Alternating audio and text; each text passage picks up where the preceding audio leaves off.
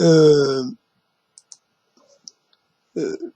cette chose que j'ai envie d'entreprendre, moi et le changement.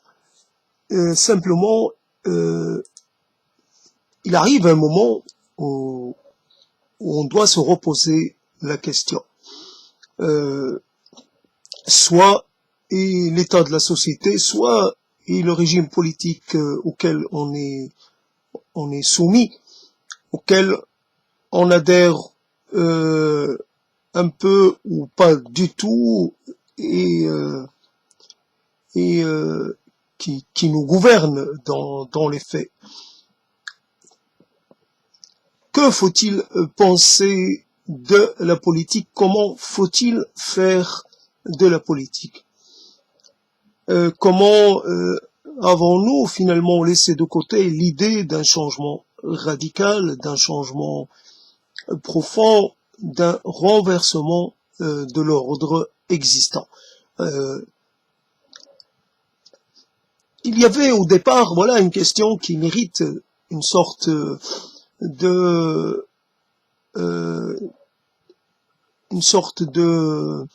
travail rétrospectif, une sorte d'analyse sur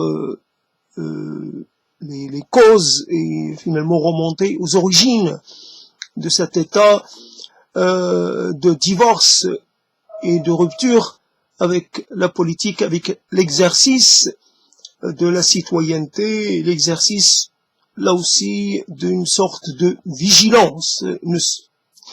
Le vigilance étant comment dire, le niveau le plus bas de l'activité politique. C'est être vigilant, c'est être un peu en dehors quand même de la chose publique. Donc c'est plus être aux commandes, être aux affaires plutôt qu'être là à surveiller les preneurs de décision. Donc prendre les choses en main, ça veut dire que l'on a un projet.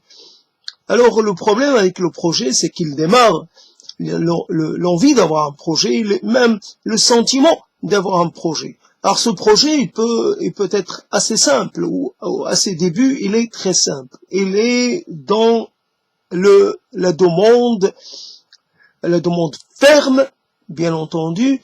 Vous nous donnez, vous nous rendez justice, et la justice, c'est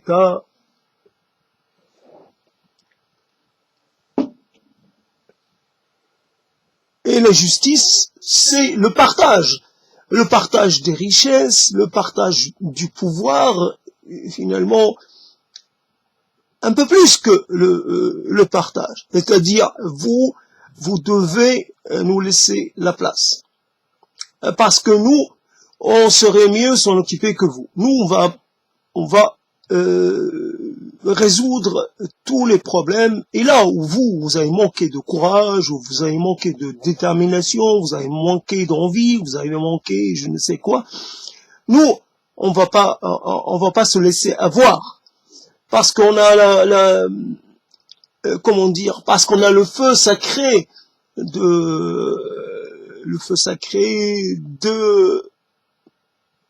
nous avons une mission.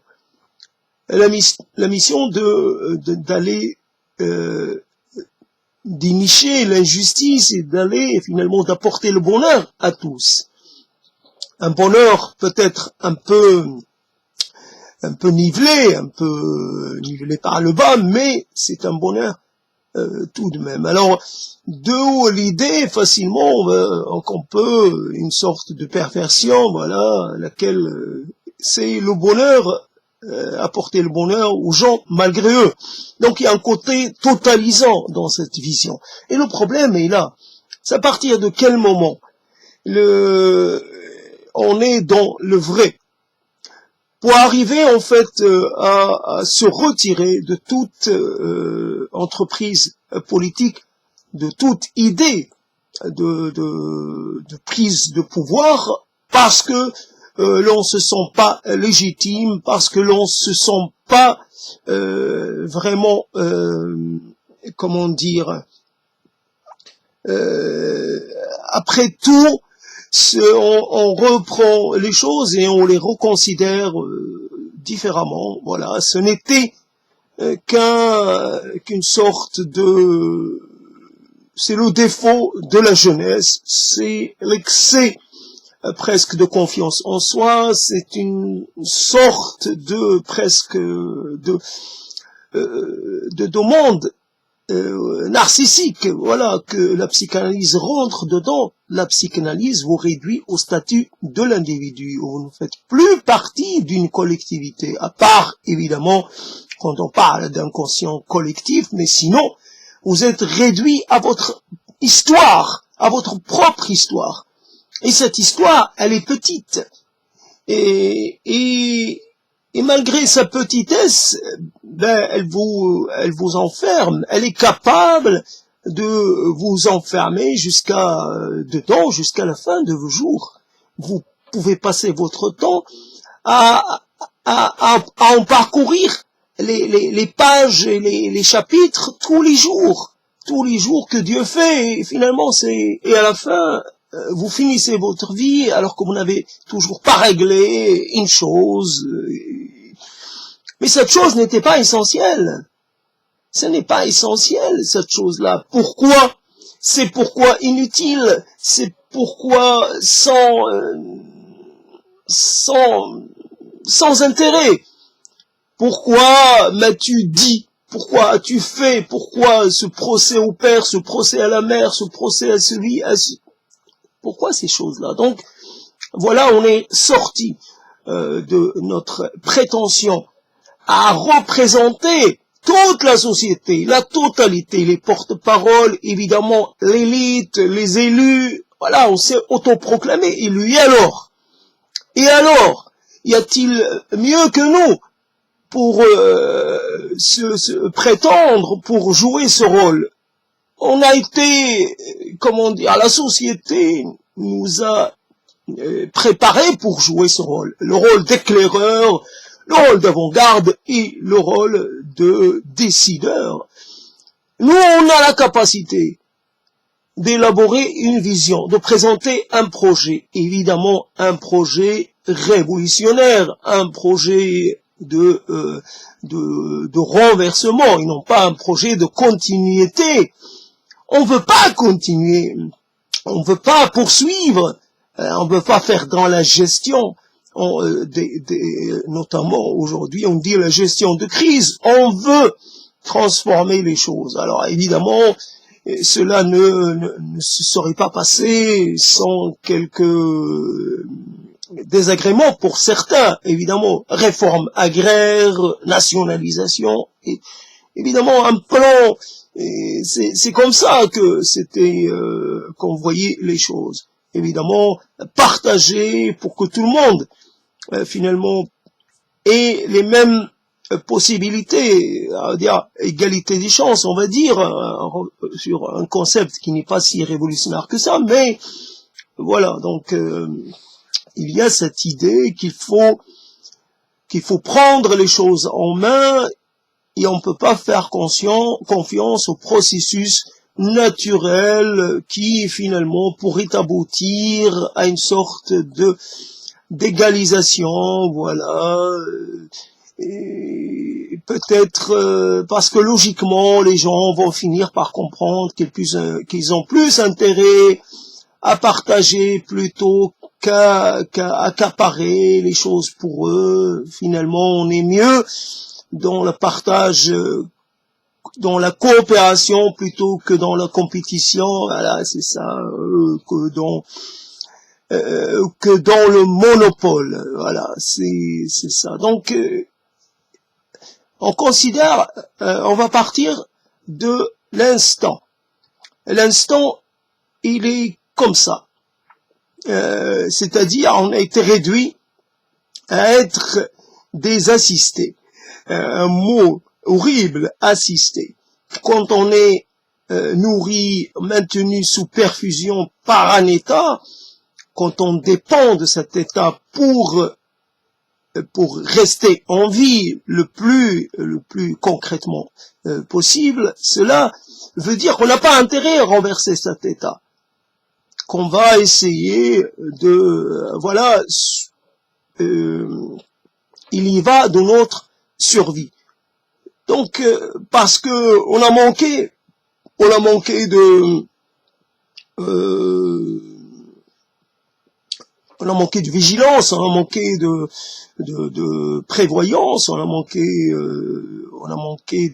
on n'a pas assez anticipé les choses, on se retrouve dans une situation qui ne nous permet plus, évidemment, aujourd'hui, d'être légitime dans le procès que l'on pourrait faire à l'État et au système actuel, à tous les systèmes, finalement.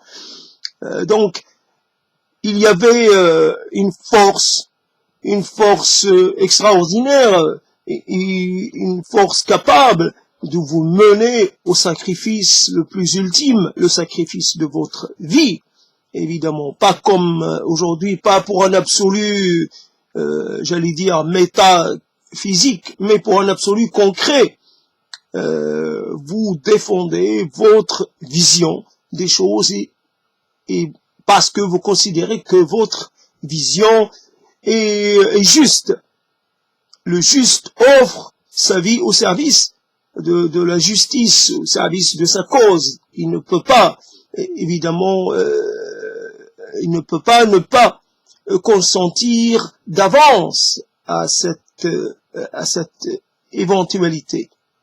Et nous sommes prêts, etc., etc. Après, le réel, il est là pour, et c'est quoi ce réel? Alors, ce réel, il est là pour finalement commencer à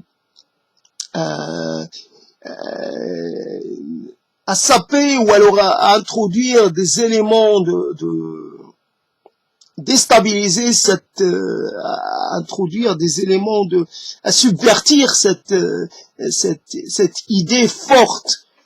Voici que l'on commence à avoir peur. Alors ce n'est pas la mort, c'est uniquement la prison et les mauvais traitements. Donc on va pas vous tuer, mais on va vous réduire à un état assez, comment dire, on va vous obliger à quémander votre nourriture, à demander juste un peu plus de lumière ou un peu de voilà, ou un peu plus de couverture, parce que etc. Voilà, donc on va vous réduire à être on va vous réduire vos prétentions à quelque chose de très très très basique. Voilà, vos exigences vont être de cet ordre-là. Je voudrais avoir accès à une heure de promenade, je voudrais pouvoir écrire, correspondre, voilà. Ben en échange, on fait une concession. Donc, et au bout, à la sortie, on fait une sorte de reconnaissance de dette, voilà. Et puis on rétro,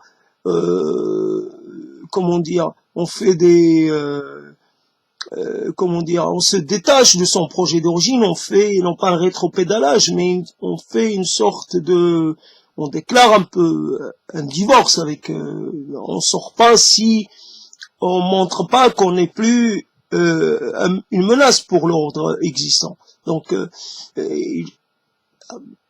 voilà, on vous laisse sortir à condition que vous ayez été maté. Voilà la chose. Donc, le réel vous mate, le réel vous assagit, le réel vous affaiblit, le réel vous démantibule, le réel vous décortique, le réel vous désassemble, le réel vous prend votre substance de révolutionnaire peu à peu. Et quel est le réel le plus déterminant, le plus affectant que le réel français, évidemment, le réel européen. Ce réel-là, il dit, moi, ta révolution, il y a longtemps que je l'ai faite. Moi, la révolution anglaise, je l'ai faite, je sais pas, 17e siècle. La révolution française, 18e, c'est fini. Nous, on a déjà zigouillé nos rois. On n'a pas besoin de le refaire. Et on a établi des compétences pour chacun. On a trouvé un équilibre des pouvoirs. Et ça y est. C'est le peuple qui gouverne. C'est la volonté populaire. C'est la souveraineté du peuple et ils n'ont rien d'autre. Et toi, va t'arranger avec ton roi, va t'arranger avec avec ta monarchie, va t'arranger avec ton système. Ne viens pas nous raconter des choses, ne viens pas nous embêter avec des choses. Nous, on veut continuer d'avancer. Nous, c'est comment gérer le privé, le public, comment finalement concilier les deux, un peu moins de privé par-ci, par-là, par-ci, ici, un peu plus de public par-là. C'est un dosage savant entre le public et le privé pour maintenir une sorte pour maintenir les sociétés dans une sorte d'état d'émulation, voilà, une compétition saine. Voilà, si on fait trop dans le public, on va peut-être introduire trop forte dose d'immobilisme, et voilà, le privé vient un peu rappeler que il n'y a rien d'acquis, qu'il faut se battre, qu'il faut montrer de quoi l'on est capable, et ce jeu de compétition sociale est un jeu qui démontre la vitalité d'une société et des choses comme ça. Alors, les individus, bien entendu, mais aussi les individus dans ce qu'ils sont capables de proposer comme projet collectif. Ils n'ont pas une vision peureuse ou pour leur spécificité particulière. Donc, nous, on est pour que l'individu puisse atteindre le plus, plus se réaliser le plus, mais l'individu doit quand même accorder du temps et à la chose publique. Nous n'abandonnons pas le public. Alors ne viens pas, finalement, nous on est, voilà, désolé, on ne peut pas. Il n'y a pas de place pour toi dans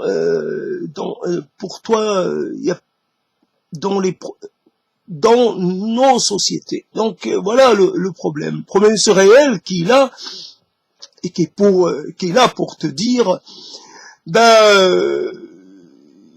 si tu n'es pas content, rentre chez toi d'une certaine façon. Et là-bas, vas-y là-bas et fais ta révolution. Ne viens pas ici. Donc voilà, à un moment donné, non seulement la révolution est laissée de côté, devient une sorte de rêve, ou quelque part une sorte de chose qu'on afficherait, je sais pas, vive le soulèvement de ceci, de cela, on a quelques dates comme ça que l'on vénère, voilà. Et puis c'est tout, voilà, une nostalgie de ce qui n'a pas eu lieu. C'est ça le problème. C'est resté à l'état de projet et on a une nostalgie pour cet état de projet. Alors parlons pas de révolution, parlons pas de soulèvement, parlons pas de processus d'abattement du régime. Hein. On n'a rien abattu. On a un peu dérangé le régime à un moment donné. Bon, il s'est occupé de nous, voilà, et ça a marché. Ça a marché. Il y en a qui se sont retrouvés dehors. Il y en a qui sont restés à l'intérieur.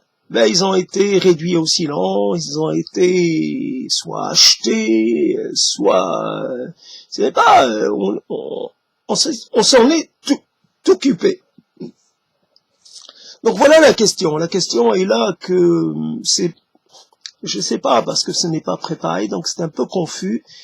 Alors je sais pas comment organiser cette émergence de la parole un peu confuse, mais c'est ça. Alors le problème, je pourrais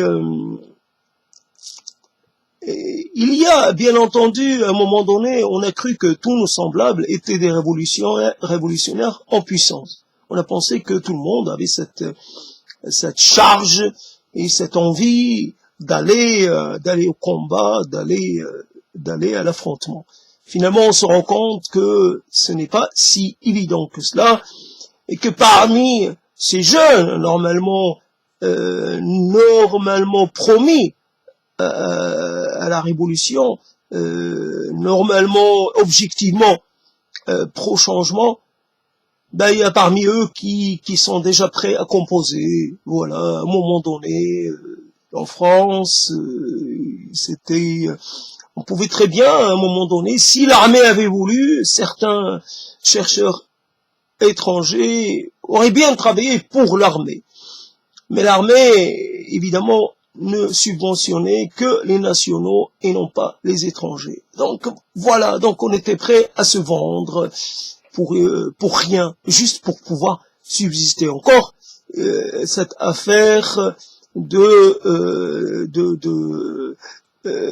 cette affaire de manque, cette affaire de. Alors quelquefois c'est le manque matériel et quelquefois c'est le manque affectif. Alors pour s'assurer une sorte de vie affective un peu comment dire minimum, on est prêt à s'engager dans quelque chose qui va totalement dans laquelle on va se noyer. Il n'y a plus question de s'occuper d'un collectif quelconque, il y a juste à s'occuper d'un foyer. Un foyer composé d'une, deux, trois, quatre personnes au maximum. Et c'est ça mon horizon. Et c'est ça finalement mon projet, le projet pour lequel je me bats tous les jours. Et voilà. Donc c'est fini. Le reste, ça appartient à un autre temps. Et c'est ça le problème. Aujourd'hui, donc, moi, entre autres, qui parle beaucoup de soi, je développe à loisir des thèmes évidemment tout aussi personnels les uns que les autres et évidemment sans grande portée universelle, même si finalement le particulier, le universel se niche dans le particulier, mais c'est une autre histoire. Mais en tout cas, je pourrais dire ça comme ça. Alors, la question même la question se pose devient une question, c'est-à-dire que on est en train de faire le bilan d'un engagement qui était un engagement uniquement théorique, uniquement abstrait. Donc c'est un choix de société qui restait simplement à l'état de projet, mais on passe notre temps finalement à le critiquer, à le questionner de toutes les manières possibles et finalement à l'invalider. Voilà un concept intéressant. On s'auto-invalide en permanence. On se délégitime en permanence. Et c'est ça le problème. Ah, évidemment, dans une situation de précarité, une situation de difficulté, chacun essaye essaye de s'en sortir seul, évidemment. Seul dans cet étranger qu'est la France.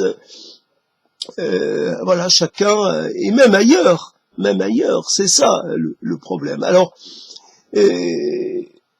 c'est pas qu'on se battrait pour 10 miettes, mais finalement, voilà, les opportunités ne sont pas nombreuses. Voilà, on doit candidater en nombre pour le moindre poste offert, pour la moindre opportunité. On doit se battre. On est des concurrents au lieu d'être des alliés et des camarades de combat.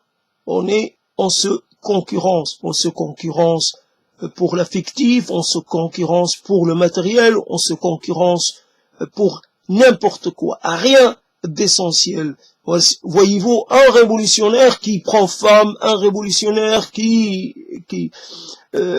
cherche à avoir un confort, qui finalement un révolutionnaire qui veut une révolution tranquille, qui veut vivre tranquillement comme un bourgeois, mais avec vivre bourgeoisement avec le pouvoir, comment dire, économique d'un pauvre, avec les moyens d'un pauvre, mais quand même, il a des ambitions et il s'entoure de quelques symboles de la bourgeoisie, voilà. Il lit ce que lit la bourgeoisie, il a le goût du bourgeois, il fréquente un peu les milieux bourgeois, je sais pas, il va à l'opéra, bien sûr, le bel canto, c'est une réalisation, c'est quelque chose d'extraordinaire.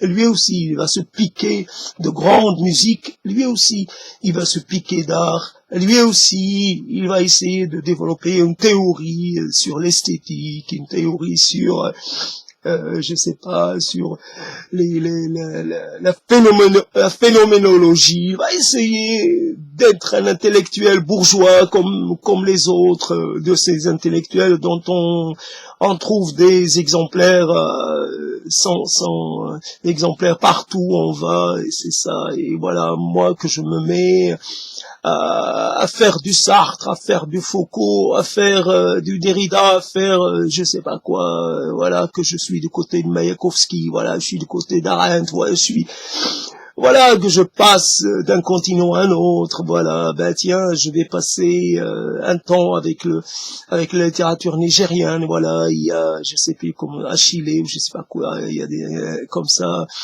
c'est une fragmentation. Ce n'est plus un monde, c'est des milliers de mondes. Plus vous êtes ouvert, un peu comme on pourrait dire, sur le monde, plus vous perdez votre essentialité, votre identité, ce qui fait de vous, vous ne vous appartenez plus. Et vous êtes un peu sollicité de toutes parts. Voici une idée nouvelle, voici la modernité, mais il y a finalement le procès même, la crise de la modernité, il y a la post-modernité. On n'a même pas atteint la modernité que déjà on réfléchit sur la post-modernité, peut-être sur la post-modernité.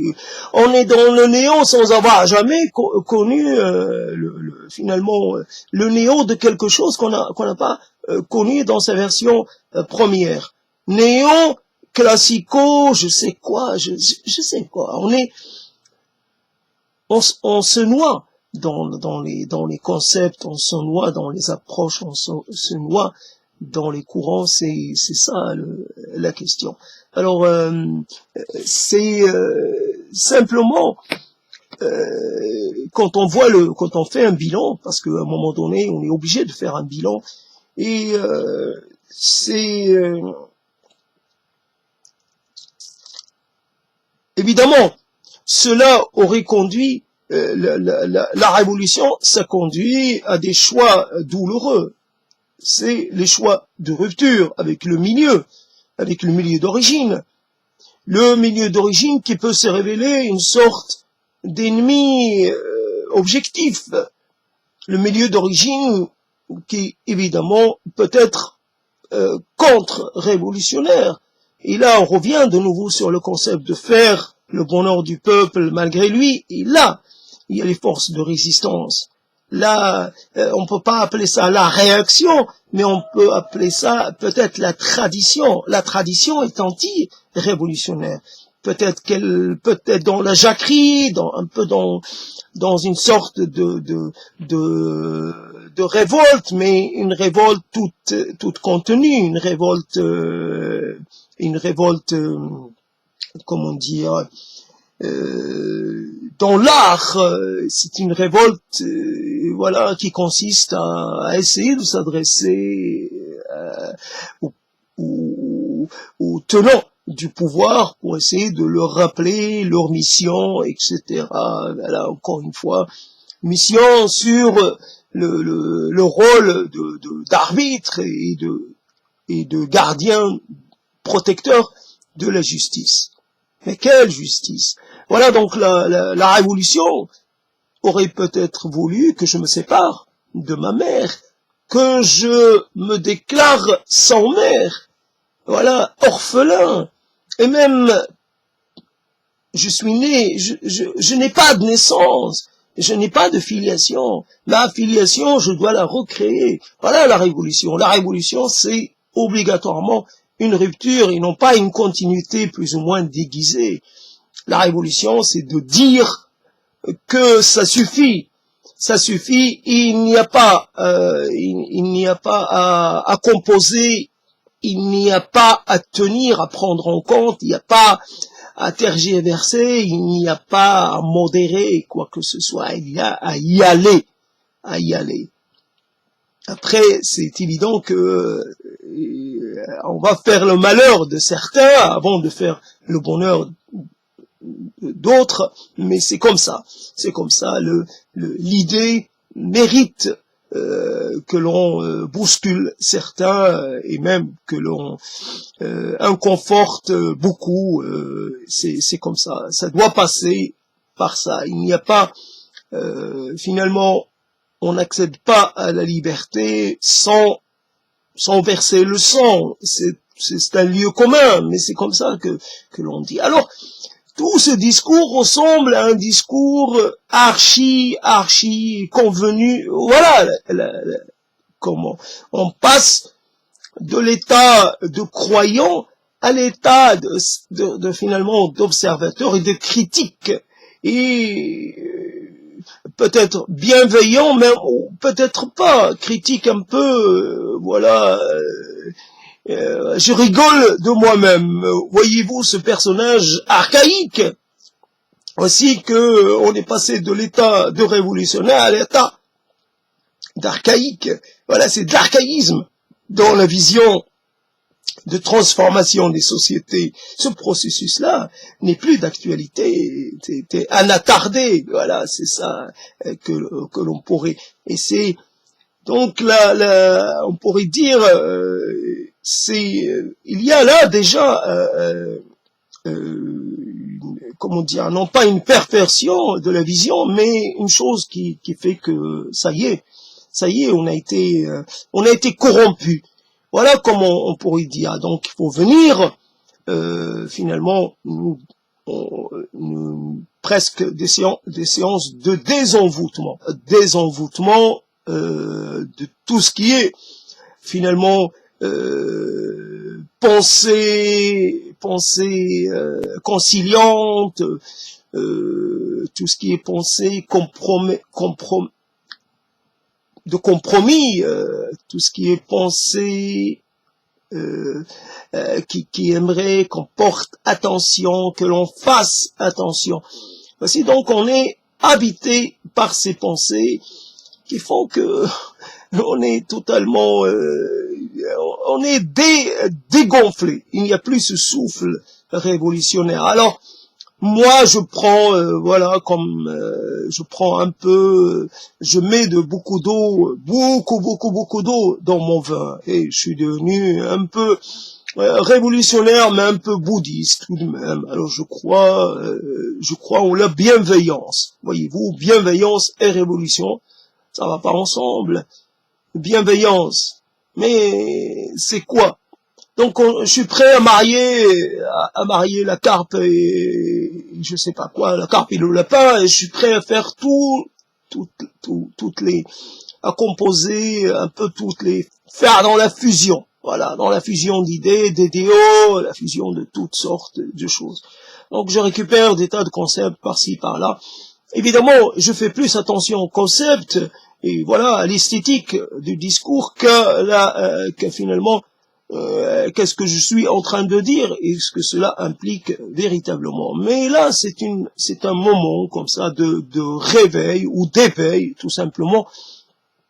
Donc, une manière quand on sent, et je le sens depuis longtemps, que j'ai perdu le contrôle.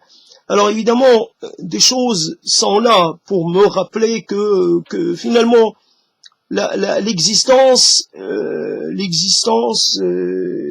non pas l'existence sur le même plan aujourd'hui sur le même plan sont placées des idées, alors des idées régressives qui militent pour finalement pour la promotion d'une société évidemment archaïque qui ne l'est plus archaïque.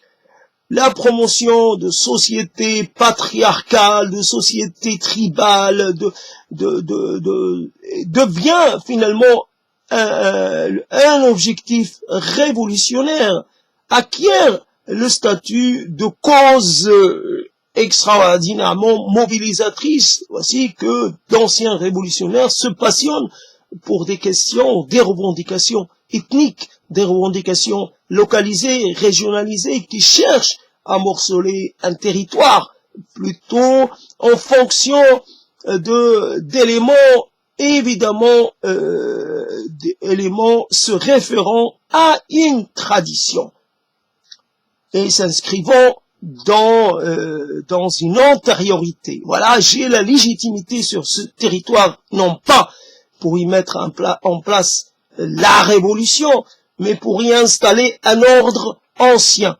Un ordre, je veux être soumis à l'ordre hérité de mes ancêtres. Cet ordre, je le prends en entier. J'y n'y change rien. Si cet ordre est archaïque, tant pis. Mais c'est mon ordre. C'est mon identité. C'est ma voix. Voilà, c'est mon, comment dire, c'est mon absolu à moi.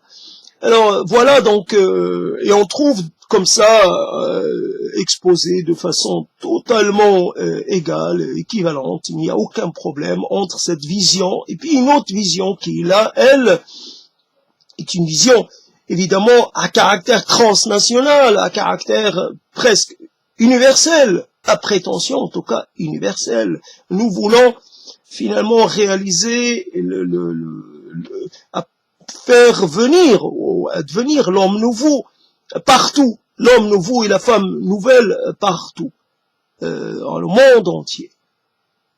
Un peu comme, évidemment, universel, qui dit universel dit aussi religion. Le catholicisme est un universalisme. Alors, c'est ça, c'est quand même, c'est un peu problématique, mais parce que il y a des gens qui n'ont pas besoin peut-être, qui vivent dans un Éden pré-capitaliste, dans quelque chose qui leur convient, donc ils n'ont pas besoin d'un projet révolutionnaire post-capitaliste, puisqu'ils le vivent selon selon dans un monde acapitaliste.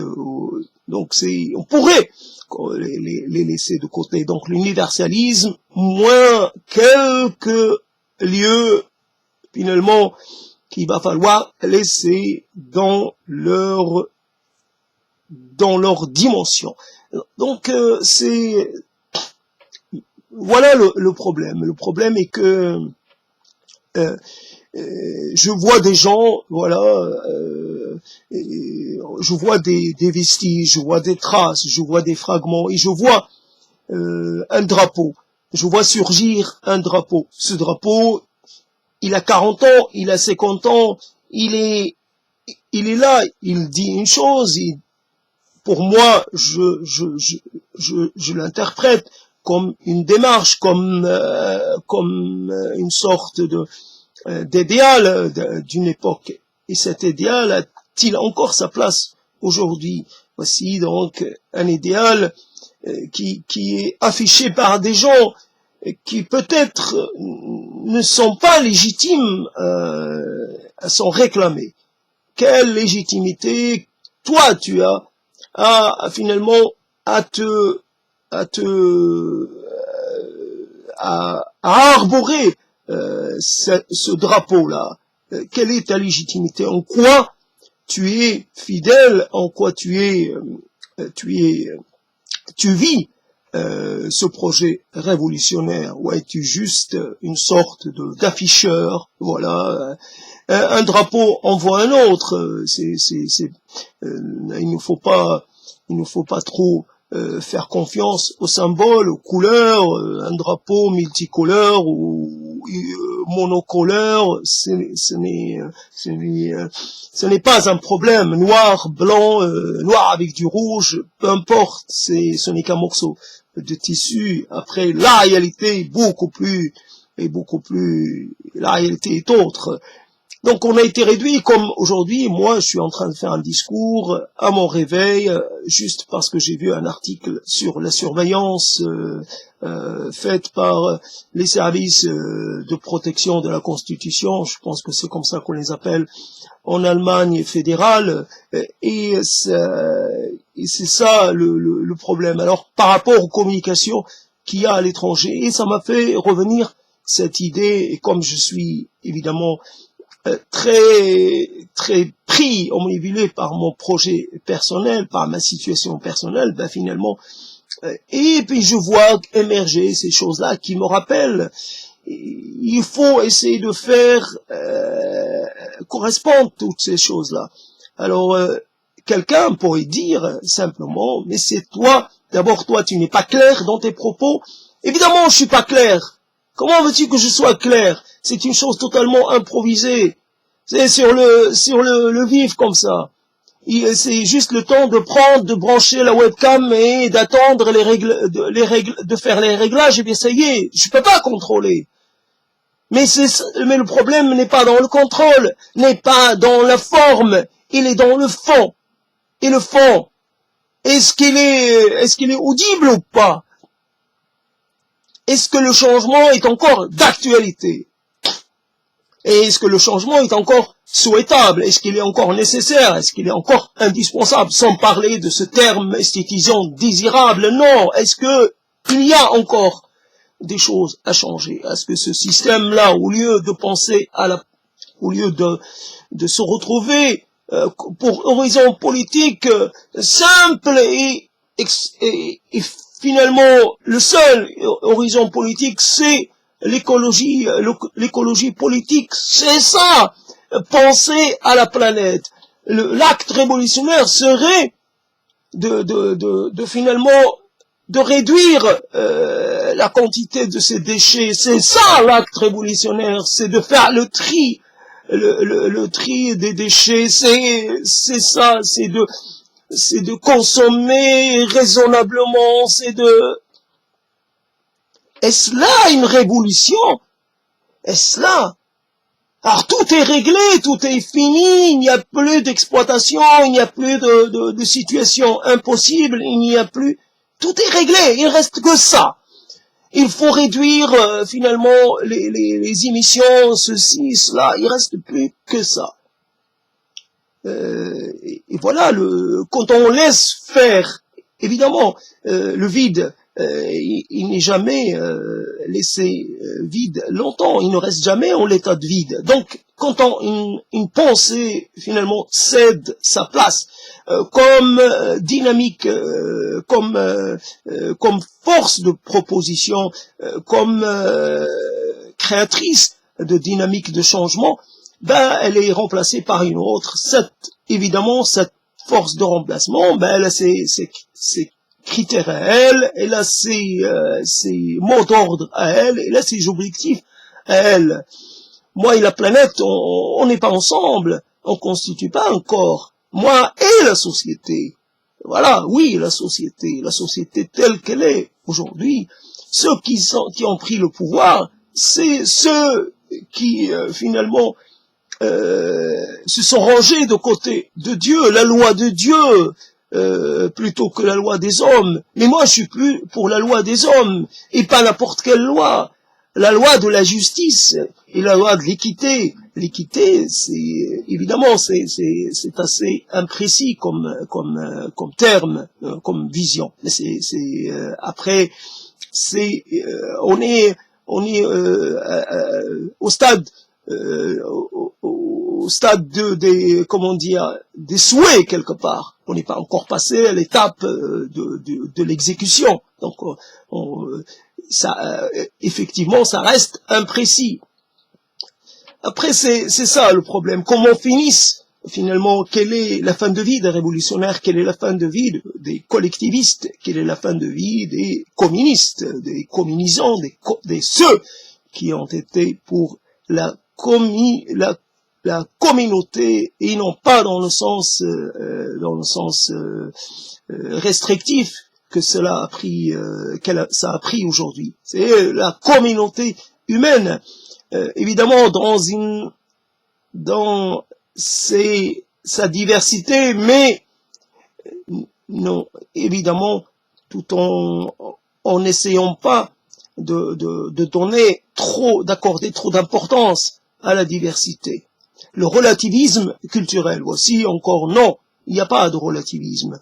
Il n'y a pas à appliquer une grille d'analyse, il n'y a pas à adapter la révolution aux réalités locales, il y a à détruire les systèmes qui nuisent à la prospérité de tous, qui nuisent à l'égalité entre tous, qui maintiennent des chaînes d'oppression et des chaînes d'exploitation. C'est ça, c'est simple, pas d'exploitation, pas de réduction de l'être humain à un simple, est-ce qu'il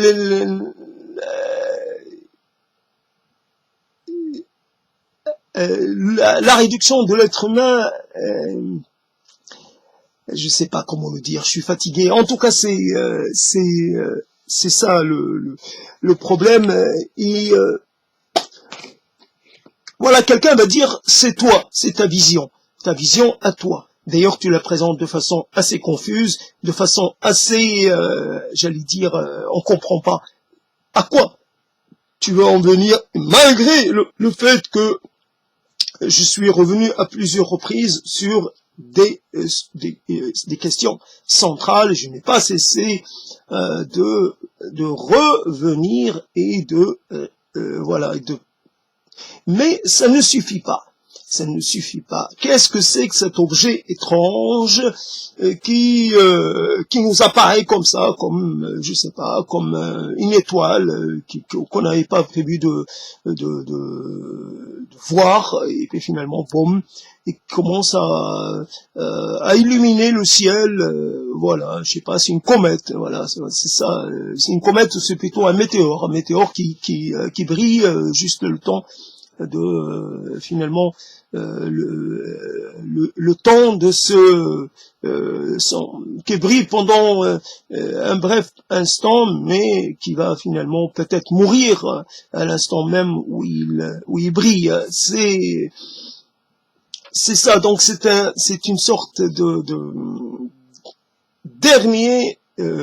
dernière manifestation de ce qui restait comme désir et comme volonté. Voilà les vestiges d'une volonté, d'une inspiration. Voilà comment finissent les révolutionnaires. Ils finissent dans une situation pitoyable, juste préoccupés d'eux-mêmes et de leur propre survie physique. Ils n'ont plus la possibilité de s'incarner dans une sorte de filiation révolutionnaire. J'ai participé, j'ai donné mon corps. Aujourd'hui, mon corps, je vais le donner à la terre au lieu de le donner à la révolution. Il ira nourrir les mouches. C'est ça, selon évidemment le processus naturel. Mais j'aurais voulu nourrir les mouches, ça me dérange pas, mais j'aurais voulu que ça soit plus, un peu plus, il y a un peu plus héroïque, un peu plus la mort en pleine force, la mort qui a un sens, la mort qui sert à quelque chose, qui donne une leçon, qui permet justement, qui permet à d'autres de vivre plus, de vivre peut-être et de trouver la force nécessaire pour avoir un meilleur, pour réclamer un droit à la vie, un droit à une meilleure vie, un droit à une meilleure existence, nourrir un peu la volonté et la force et la révolutionnaire par le sacrifice de soi. Aujourd'hui, voilà, on se délite devant un écran, on se délite dans l'infinité de sa propre parole. Cela n'a pas de perspective, cela ne crée à rien, cela n'aboutit nulle part, c'est inaudible. Voilà, donc la voix des révolutionnaires vrais est devenue inaudible. Après, il y a quelque chose il y a quelque chose qui fait la révolution est morte un peu sous les contradictions de ceux qui prétendaient la défendre. Chacun, évidemment, interprétant les choses à sa façon, introduisant une sorte de, comment dire, se singularisant, essayant plutôt d'appuyer sur un point de divergence. Voici une divergence. Cette divergence justifie le fait que l'on se retire du projet révolutionnaire, que l'on initie un autre projet révolutionnaire. La révolution est finalement les carrières et les carriéristes et ceux qui défendent finalement un pouvoir solitaire. Voilà, la révolution à mon service et non pas moi au service de la révolution, moi au service du peuple, moi au service de l'avenir, moi au service du changement, moi au service... non.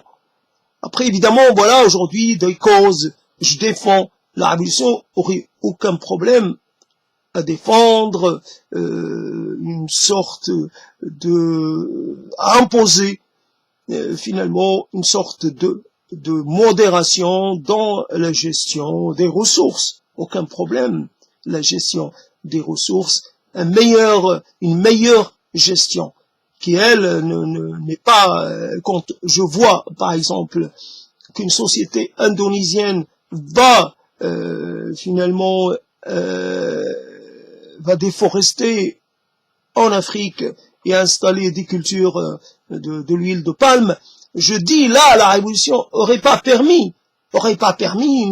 La révolution, c'est d'essayer de combattre un peu la compétition inutile, la rivalité, la recherche d'opportunités économiques injustifiées. Il n'y a pas, est-ce que l'huile de palme est une huile finalement de qualité? Là, on pourrait la produire, si ce n'est uniquement pour diminuer le coût. Finalement, elle permet à des industriels de diminuer le coût d'une matière première, finalement, dans le produit qu'ils vont fabriquer. Ça ne correspond à rien. Est-ce que la culture, évidemment, d'huile de palme apporte quelque chose à l'humanité ou pas? Mais on doit aussi tenir compte, j'en sais rien, de qu'est-ce qui est finalement mieux. Est-ce que le maintien de communautés humaines vivant dans une certaine mesure en harmonie avec leur environnement, plutôt qu'à essayer de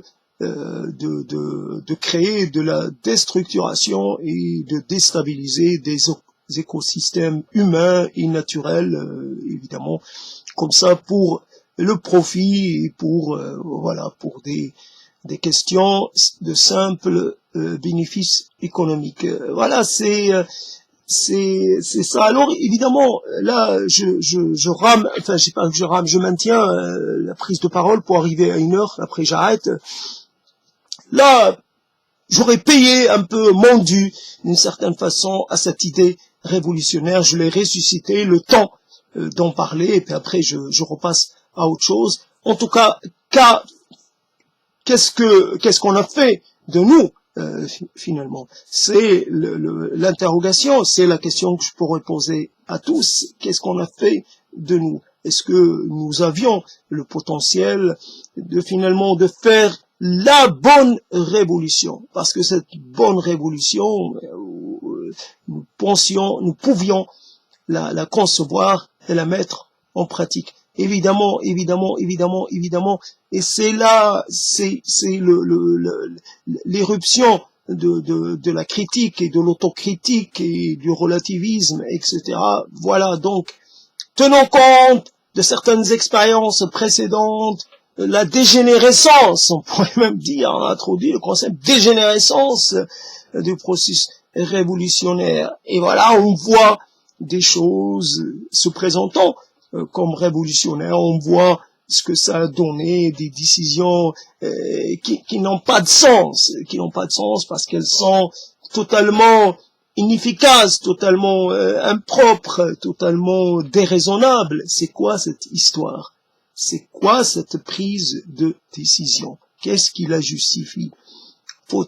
Fallait-il, voilà, comme ça, imposer un changement brutal, ou fallait-il initier quelque chose et attendre, finalement, la production du changement, attendre que le changement finalement, un processus long. La révolution est-elle obligatoirement quelque chose d'assez rapide, presque instantané, ou est-ce que c'est une chose que l'on met en marche, que l'on met en fonctionnement, et qui ne peut donner ses fruits qu'au bout d'un certain temps. Ces processus révolutionnaires, alors c'est toutes ces questions-là et d'autres évidemment que je n'ai pas soulevées parce que je suis pas dans la meilleure des conditions, étant privé évidemment de l'apport des autres. J'entame cette chose-là, cette confrontation tout seul. Et ce ne sont pas les quelques pauvres éléments un peu recueillis ici ou là qui vont m'aider.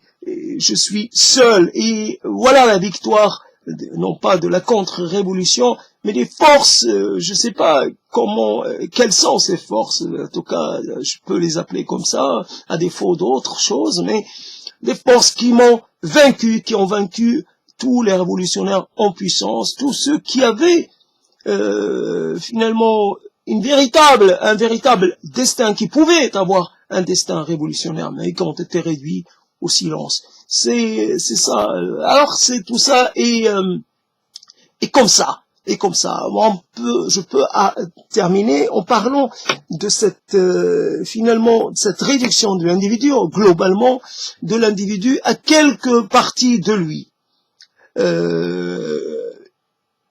Dans cette singularisation des visions, cette singularisation des opinions, cette singularisation des parcours, c'est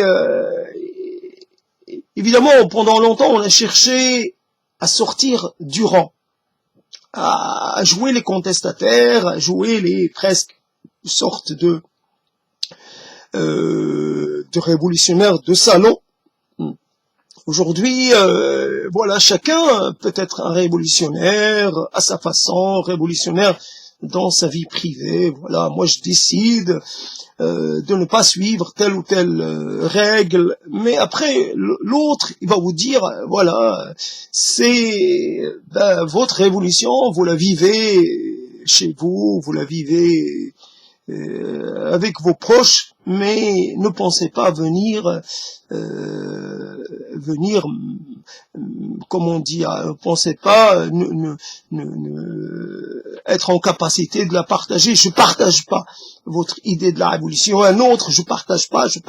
Il n'y a pas de possibilité de partager. On n'est plus dans le monde des partageux. On est dans le monde des exclusifs et des excluants. Chacun excluant l'autre parce que il nous apparaît que c'est plus intéressant d'être dans nos mondes, à essayer de rechercher nos vérités, à revenir sur nos parcours, à essayer de comprendre notre psychologie, voilà, notre névrose, évidemment, notre destin, ou même à essayer de comprendre notre antériorité, de parcourir un peu notre généalogie pour comprendre si l'on n'a pas quelque chose, si l'on n'a pas un caractère hérité de nos ancêtres. Voici nos préoccupations, elles sont évidemment ancrées dans le passé, sont ancrées à l'intérieur de nous-mêmes, nous sont devenus notre seul horizon, l'horizon débutal et l'horizon final. Il n'y a pas autre chose en dehors de cela. Alors, simplement pour finir, je dis ces choses-là. Alors, c'est pitoyable, c'est pathétique, c'est comme ça, c'est un constat que l'on peut faire. Être réduit à finalement à ne pouvoir être effectif que pour soi-même, être influençant que pour soi-même, être important que pour soi-même, déterminant que pour soi-même. Et la distanciation et le fait de laisser l'autre finalement loin de soi est devenu une sorte d'impératif, qu'on ne peut pas ignorer. Voici, fais ta révolution si tu veux, mais fais-la ailleurs, loin de moi. Donc, ça a été un petit moment particulier en ce milieu de journée qui, pour moi, le moment de mon réveil. Voilà, c'est comme ça que l'on fait. Évidemment, la prise de parole, elle inclut aussi des choses. Elle inclut des choses comme ça, des choses un peu étranges, comme je connais quelqu'un qui, évidemment, s'intéresse au surréalisme. Il y a un côté surréaliste dans cette prise de parole, c'est incontestable, mais la révolution a nourri, d'une certaine façon, nos rêves, nous a nourri nos espoirs, a signifié quelque chose. Aujourd'hui, elle signifie, je sais pas quoi, je vais pas me relancer dans le développement. J'arrête là, je vous ai donné de la matière, faites-en ce que vous voulez, après... moi j'ai la sincérité d'avoir pris sur moi pour essayer de mener cette prise de parole jusqu'à un certain point. Après, je pouvez me critiquer, me dire ce que vous voulez, penser ce que vous voulez, vous pouvez ne pas écouter ça, c'est ça la question. Aujourd'hui, je peux rien. Aujourd'hui, avant on disait la volonté populaire, aujourd'hui, c'est la volonté individuelle, chacun décide un peu de ce qu'il veut, ce qu'il ne veut pas, à quel point il a envie d'accompagner une chose ou de pas l'accompagner. J'accompagne, mais avec comment dire, dans une certaine mesure. Voilà, c'est ça. Alors l'individu, le règne de l'individu est vraiment une chose terrible.